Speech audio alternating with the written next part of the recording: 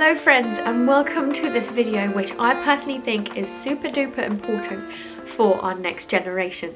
I am going to be talking about how to teach our kids the value of money. And before I do, I am Alina Ghost. I am a mum to a 4-year-old. I do daily mum shorts and 2 long form videos a week as well. I go live on TikTok, so make sure to check me out on all the social media profiles. Basically, if you like this kind of content, please do hit that subscribe button and also like this video, as it really means the world to me. I have been obsessing about this particular subject for a little while now. I grew up poor. I grew up to an immigrant family. I was born in Russia. I moved when I was 1, so it means that my parents spent their fortune moving countries. As I didn't have much money growing up, you naturally learn the value of money pretty quickly when you don't have money. So because I grew up in that kind of environment, because we didn't have the money, I basically worked my butt off to be in the place that I am now. So touch wood, I am very happy financially. I'm a freelancer in digital marketing and I do this on top, which is a fun hobby to have for sure. But basically it means that my son has everything. We go on holidays if we want to. We are basically planning an extension that we're saving up for, you know, so we have the luxuries and we have a good home, touch wood. But I do not want him to feel entitled to like gifts every time, to having everything just because he has everything. You know, it's such a tough balance to have, because at the same time I want to give him everything. I want to give him everything I never had. I want him to have all the experiences and enjoy life as much as I do. So that is where this video has come from. So I find it very difficult to find anything on the internet to help me out here. I've spoken to loads of mum friends, to families, and basically I've even researched it on YouTube, and there's minimal things out there. So this is why I'm talking about this. And basically what I'm going to do is I'm going to talk about the different sections that I've found. I've categorized it to make it easier to talk about. And then at the end, I'm going to talk about a strategy that I'm thinking about taking, especially when my kid is a little bit older. Speaking to many mum friends, it seems that there are 2 main ways to explain the value of money. And the way to do that, so the first one is probably the easiest one, and that is labor equals money. So basically that's like a chore, that's doing something around the house. So I've been talking to my son a lot more, who's 4 years old, about me working and why I do so. So I am very expressive around the fact that buying something, even food or clothes or an experience, I say, how do we get that money? Because mummy works. How does mummy work? She does something on the computer. Basically, I didn't want to go into detail around digital marketing and everything, but he then understands that my time and what I need to be doing. So like I go on calls, which he's aware of because I work from home full time. And obviously I've got projects and things that I tell him that I do after he goes to bed. So basically he's like, oh, why does mummy work after I go to bed? So I explained to him, well, if we want to afford our food, we want to afford our clothes and things to do and holidays like that, then we need to make sure that we have money, and we have money by working. So it's basically about being aware of the situation. So I am able to express to him that I'm a career mum in very basic terms, and I wanted to talk about chores and labor and getting our kids to do something around the house, which can get a little bit complicated in a little while. I first want to talk about the second way to express and explain the value of money, which is academic. So I know someone who basically offers their kids extra money, or like pocket money at all, if they do well in school. So star of the week, or like during parents evening, that their teacher tells them that they're doing a good job if they pass the exams and things like that. So each time it's quite a big lump sum. So basically it's like giving them extra money for doing well and studying, for doing well academically. So that is 2 things. So firstly, time or labor equals money, and then academic and studying equals money. So those 2 things seem to have come up quite a few times whenever I speak to friends and family, and basically researching as well. So hopefully that is like the primary things that we can focus on and go back to. So my next point would then be chores. And I have heard of mums who have put lists together around like these are the activities or like the chores that need to be done around the house. And then they put like monetary value against those as well. And then they say, well, these things need to be done, so it's up to you what you do, and then you get that pocket money at the end of it. So this comes with complications, because I've heard from one mum who said that I think it was her 5-year-old, who has got the gist around what is the biggest value. She would do that biggest value chore only because it gives her the most money, and then she'll forget about the rest. So it's quite a tricky situation there. Like, is that an approach that you want to take, and take that risk as well that they get very clever very quickly? And the other thing is, I've heard other mums saying, well, there are some chores that we expect them to do day in day out anyway, because they're maintaining their environment. They live in the same household. It's a family chore. Whether you want to or not, you won't get paid for it, because you basically don't want to encourage them to be doing things around the house because for selfish reasons, because they're getting that money. You want them to help around the house, but at the same time you want to teach them the value of money. So it's like, where is the balance there? So essentially, can you choose some chores around the house and housework that they can do that isn't like the day-to-day stuff, so not the daily or family chores that you should be doing anyway. To give you an example of a chore that isn't really like a housework thing, but at the same time I remember actually getting some money for it, like some pocket money. Yes, I think I was about like 10 maybe, that I was helping my parents put together some slippers. So you actually sew these slippers together. So as I said, immigrant family, they couldn't really find much work, so what they did is actually they'd get the materials to create these slippers at home, and then they'd put them together, and then they'd sew them together and then package them up and send them back to whether it's the factory or the company or whatever. But basically I remember helping them with that and then getting money for that. So essentially it was like a job that like either ad hoc or something that you don't usually do around the house. So it's not like an usual maintenance thing. You're working hard together, but at the same time you're also getting money at the end of it, so you're basically getting some pocket money that way. So I think that was quite an interesting one, but it's quite hard to replicate. So if I think about that with my 4-year-old at the moment, I'm like, how do I replicate that right now without actually having to create these slippers or do these slippers? So do I just like make up a job? Any ideas are very welcome down in the comments below. So something that I've done recently is actually got a little piggy bank for my son, and we are collecting physical money. So I find that physical money really helps. Firstly, you can see it, you can play with it. My son first just started playing with it in the sense like he doesn't understand or didn't count back then because he was a toddler, but he absolutely loved actually putting it through the hole, and like the noise that it makes, it's just a lot of fun. So this one's a tricky one because I know personally I don't really have many coins, much physical money, so I actually have to go to the cash point in order to get some change basically for my son. But that aside, I also think it's a great idea to get him into understanding the value of money, because recently I started saying, well, you know your piggy bank, well, why don't we go take some money and then we'll go to the shop and you can buy yourself a lollipop.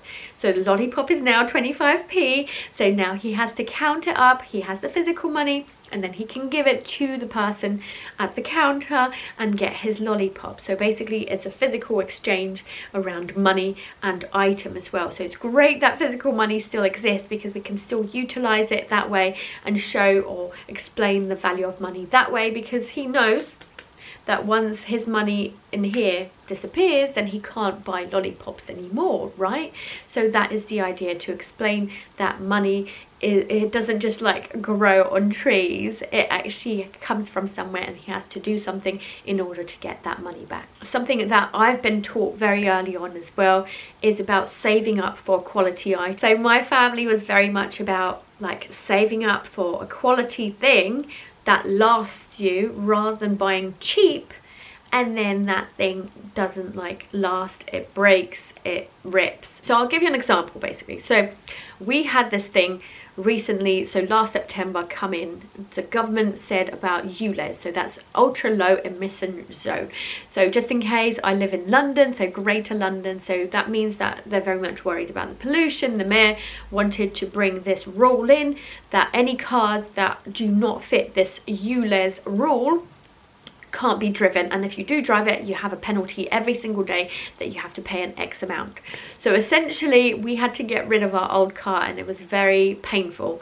It's our family car that we absolutely freaking loved, and we were not ready to part with, but we also didn't want the charge of using it every time. My son absolutely loved that car too. It's spacious, it was lovely, it brings loads of memories back. I'm getting emotional. But basically when we had to get rid of it, we had to also explain to my child why we're doing it. And now what we're doing is actually borrowing my sister-in-law's little car, which we're so grateful that we are able to do, borrow a family member's car rather than buy new. However, we're also explaining to my son that we're saving up to buy a big family car, so that we have something that we can use for more memories and experiences. But at the same time, we're trying to explain to him that that also takes time, and therefore you have to put that all away in a pot in order to get something that you do want. Because he's been like pointing at cars and be like, I like this car, mummy, buy that car, mummy, that's a nice sports car, go buy that car. I'm like, well, it might be a nice sports car, but it's also not very practical for a family, you know, and a dog in the back that can't fit. But also it's about explaining to him that in the long run, we're hoping to win and enjoy this item that we buy, this big car, because we're basically saving up, and it does take time and money, and hopefully that explains to him the value of money in that way as well. So hopefully that helps when he starts saving up for his own items and investing in basically good quality things in the future. So I watched this one video by Nicolene Peck, and I'll make sure to link her video down below because it's one of the only videos that I found that was useful around showing kids and explaining kids like the value of money. But basically she suggested that not only do you have to explain to them that like if you do something then you get some money back, but also it's about teaching them that that money that you get isn't just for you. So if you've got money, you can spend it on things that you are responsible for. So for example, if you are someone who owns a huge farm, that was her example, you've got a huge family to think about, and basically you have to put this money towards like everybody. So like from your partners to your kids to your pets, you have to spend money on all these other things that are not necessarily for you. So your percentage of what you use is so much lower. So basically the way that I'm going to express that to my son is by telling him, look, here's your piggy bank, here's your physical money, so why don't you just not buy just a lollipop for you, but how about for mummy and daddy too? What if they want a little ice cream? What if they want a little treat, you know? So getting or encouraging him to buy gifts for others, so that it's more of like a selfless value of money. So the value of money isn't just to get all the money for you, but also to spread the love a little bit. I think seasonality will also help with that. So when it comes to Christmas, you're able to put some like physical money into charity boxes and things like that a little bit more. Like I obviously do like charity donations every month, but I do it online, and like how do I explain that to him, like especially if he doesn't see it. So I'm hoping that when it's like physical and you know you've got the boxes and everything, maybe Memorial Day and things like that, you can actually put the coins into the bucket, so like you can physically see that you can give that money away. But also when they get older, I think it's a useful like way to encourage them to get birthday presents and getting them sentimental items. So if we go on holiday, we can be like, oh, why don't we buy something for Nanny and Granddad, you know? So like showing him that it's not just about having money, but it's also about spending wisely and on people that you love. So I know some parents that actually give their children pocket money at the end of every month, regardless of what they do. So personally, I don't think that that's a great way of teaching children the value of money, because they think that that money is going to come no matter what. So I would actually put some stipulations around this, and would recommend, like you say, like if you are going to give pocket money, like the same amount every single month, you can at least say that you will get that if you do X, Y, and Z. And it could be anything. It could be like academic. So you have to actually go into school every single day and like at least try, or show that you're trying, or get some sort of grade after a test, or for example doing some sort of labor. So maybe not only about maintaining your day-to-day chores, but also helping mummy and daddy with something special around the house. So that's my personal view. So let's talk about kids when they're a little bit older. I actually have 2 nieces that are coming up to like the pre-teens age, and basically my oldest niece has got a bank account now. So I do know that they, like, there's quite a few places that do like kids bank accounts, and I'm not including like kids bank accounts like in general, but those the ones that they can use. So basically the usual kids bank accounts I already have for my son for his savings for the future. He doesn't need to know about that, you know. But the ones that I'm talking about now is the one that my niece has, and it's with Hype Jar, so I'll make sure to link that down below. But essentially they've been using that for a few months now, and there's an app where my sister actually can control what my niece actually pays in and out for. So it's quite an interesting one where you do see it digitally. It's like a normal digital bank account, but the parent gets control of it via an app. So I thought that's quite an interesting one to include. And if so, like something that you're thinking about, especially for like a teenager, like having an own bank account, there are some options that you can actually go ahead and have a look for, like older kids, for if you want them to use like an actual card when they're out and about with friends. So the next point I wanted to talk about is investment, and this is something that I found like zero information on. Nobody talks about it. Nobody like teaches their kids the value of money using investment. So I think that's quite a tricky one, and nothing that I could relate to. However, I hope that this and my thoughts help you guys out. But basically what I'm thinking is that investment is also really important. So if you want to get ahead in life, it's not just about understanding that time equals money. So whether it's like labor time, whether it's your academic time, is basically you're giving away your time in order to get some money, right? So it's not just about that, but it's also about investment. So whether it's like putting some money away and then for like 5 years and then getting some money back. I understand that it has to be big lump sums and everything, but at the same time I want them to understand that concept before they even become adults, because I wish I did. So essentially I thought maybe when my son gets a little bit older, I'll encourage him to say, look, if you've got some money in your piggy bank, whether it's physical or not, like why don't you give mummy, let's say £100, and if you put that away for let's say 3 months, I will then give it back to you and it's going to be £110. So they'll get a 10% increase, which is pretty darn good these days, right? But basically encourage them to not touch a lump sum of money, but also understand what investment is. So it's about like putting away money that you don't touch for a long time. So also it's about like teaching that self-control as well, not always spending. So probably a really good one for teenagers.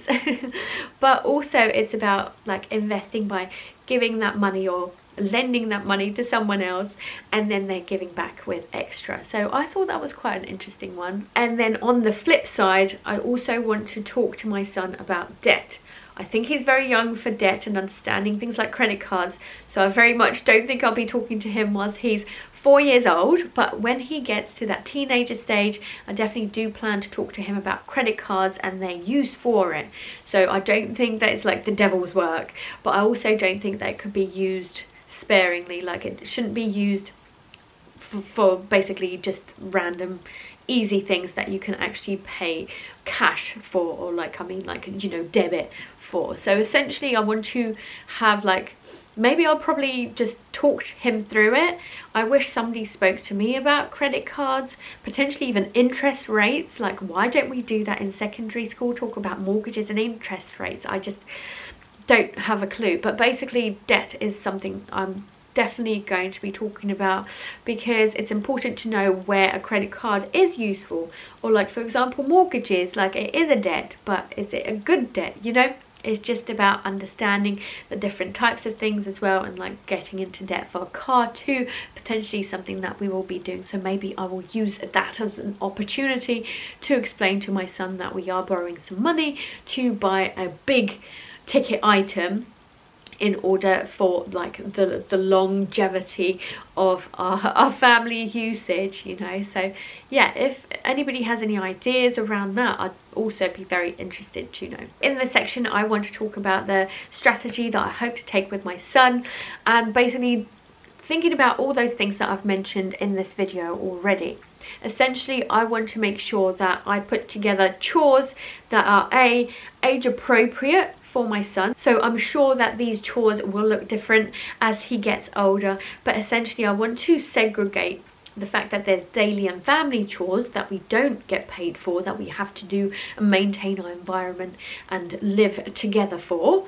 And then those extra chores, which I've not fully decided what they will be, but essentially things like washing the car, you know, mowing the lawn potentially, you know, things that you don't do every day but are also very helpful that you might get paid for. Potentially even put some like price tags to those, but like depending on his age, we'll also explain to him that we do have some expectations.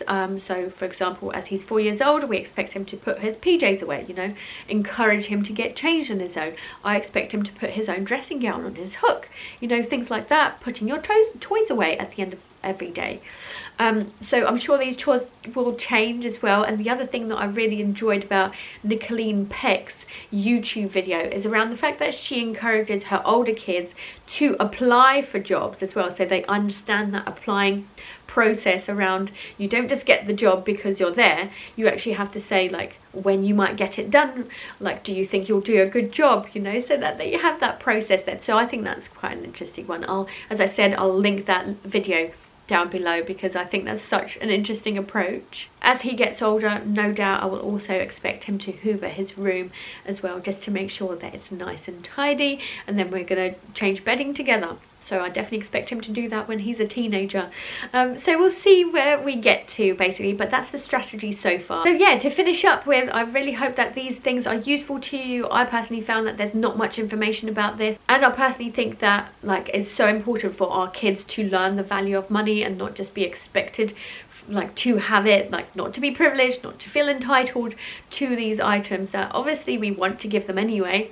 But basically I hope that this gives you some ideas. It certainly did put some great ideas and strategies into my head that I definitely will proceed with, and I hope that you guys enjoyed this video. And if you have, please give me a thumbs up, really would appreciate it. And if you like this video, please do subscribe to the channel. Thanks so much for watching guys, and I'll catch you guys in the next video. Bye.